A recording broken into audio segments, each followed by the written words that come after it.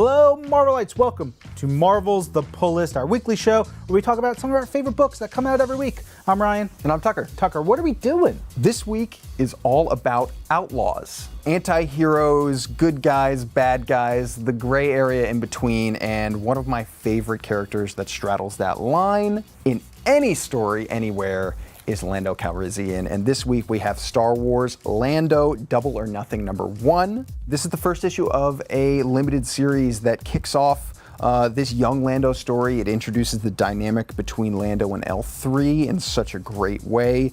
If you loved Solo, a Star Wars story, then this is more Lando action. It's exactly what you want.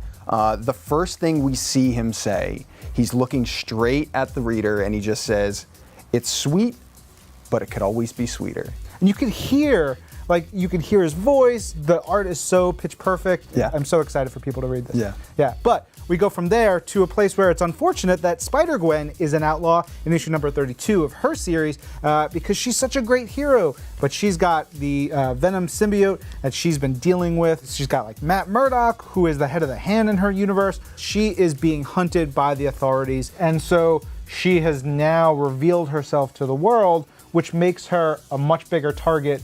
And by the end of the issue, it's huge status-changing stuff for Spider-Gwen and where she sits in her universe. Speaking of the power and responsibility dynamic going on in the Spider-Verse and with Spider-Gwen, I feel like a character with all of the power and none of the responsibility is Frank Castle. He is the Punisher, and this is Punisher number 225, perhaps my favorite outlaw in the Marvel Universe. And what's going down here is Frank Castle was off in Eastern Europe for a little while. He was taking care of a dictator over there. Now he's come back to the USA, and the superheroes of the Marvel Universe are unhappy with what he's doing because he's taken the War Machine armor and he's doing some really bad things with it. He's flying through guys. He's decapitating things. It's awesome, kind of like 80s, 90s action movie stuff. With a gritty, realistic tone. It feels dirty and brutal in all the best ways. Yeah, and Matt Rosenberg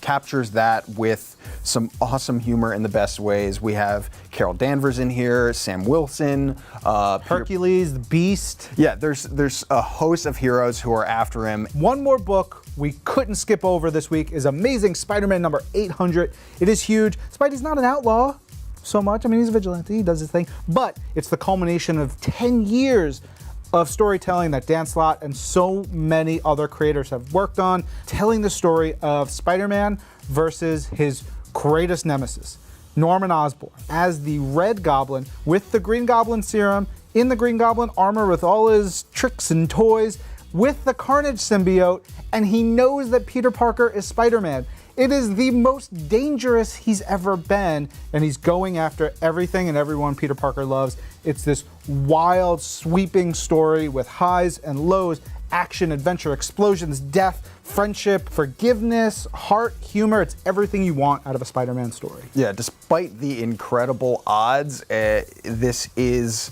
a story worthy of 10 years of creation. It is just an unbelievable, sprawling, huge achievement, and I loved it so much. Heck yeah. Yeah. Now, if you guys want to learn more about all the issues that came out this week, check out Marvel's The Pull List wherever you get your podcasts. We'll be back with another episode next week. I'm Ryan. And I'm Tucker. This is Marvel, Your universe.